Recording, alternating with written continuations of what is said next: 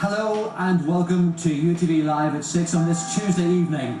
I'm here in Claudy, where 38 years ago, 3 bombs killed 9 people, 5 Catholics and 4 Protestants.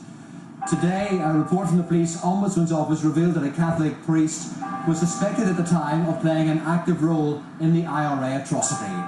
The families have called for an inquiry. Tonight's programme is dominated by the Claudy Bombings.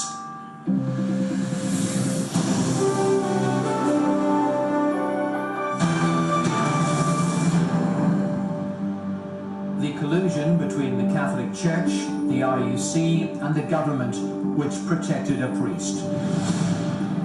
The Catholic Church insists it did not cover up the bombings by moving Father James Chesney.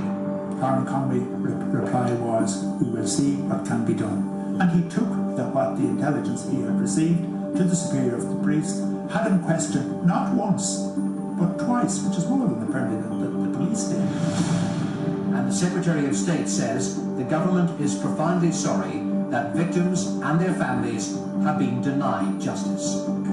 If they've any guilt, this is their final chance to clear the will of God and make a path into heaven. Other than that, they can vanish in hell.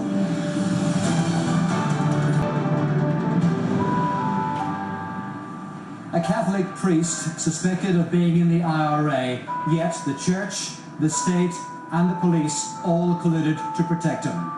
These are just some of the findings of the Police Ombudsman's investigation into the Claudy bombings 38 years ago. Today, there was an apology from the government and a denial from the Catholic Church of any cover-up.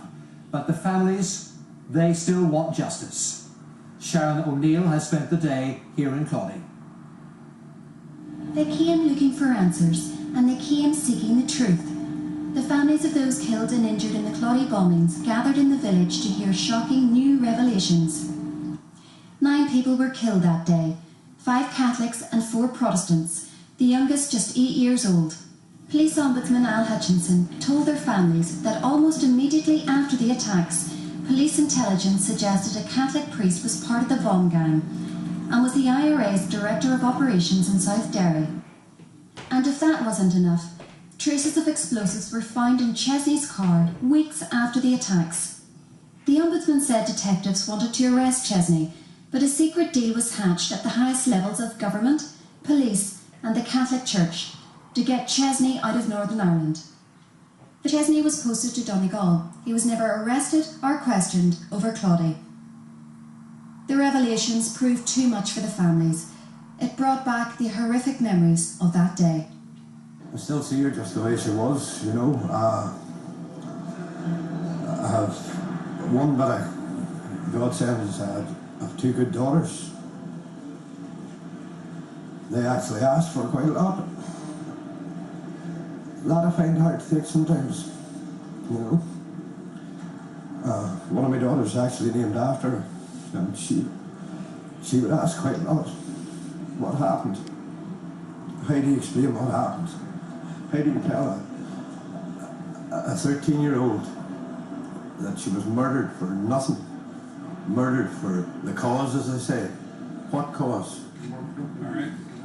Al Hutchinson's investigation uncovered new evidence which clearly shows the rule of law was simply brushed aside to protect Father James Chesney. It reveals that in 1972, an Assistant Chief Constable with the RUC asked the NIO how to render harmless this dangerous priest. Secretary of State Willie Whitelaw then met Cardinal William Conway, and they agreed Chesney would be sent to Donegal. This was signed off by the Chief Constable, Sir Graham Shillington. So the Church, the State and the police colluded to remove a murder suspect. Certainly the entirety of the acts involving 3 organisations, I've concluded, under Justice Corey's definition, was a collusive act. But a collusive act is not necessarily a criminal act, and my role is to look at criminal activity or misconduct on the part of the police.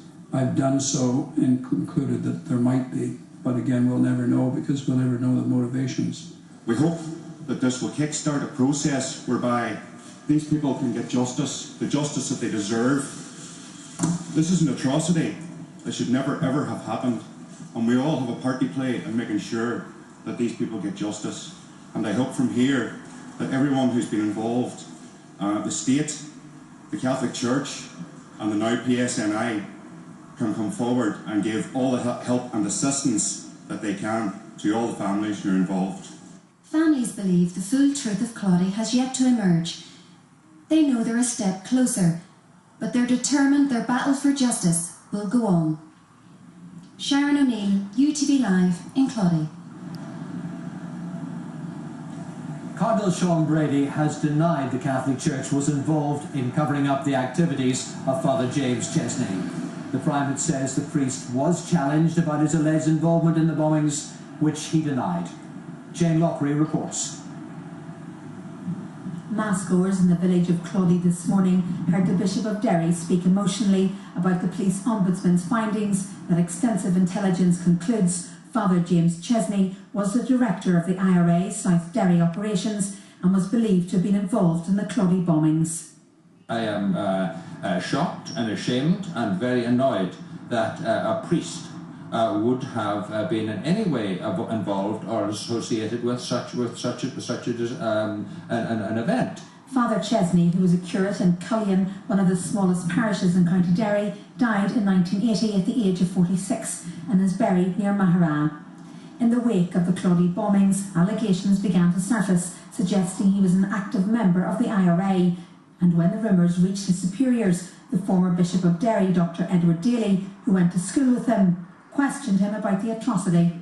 I met him with Monsignor Kilt, who was my Virtual General, a very wise, astute man, much older than I was, and we both interviewed him at considerable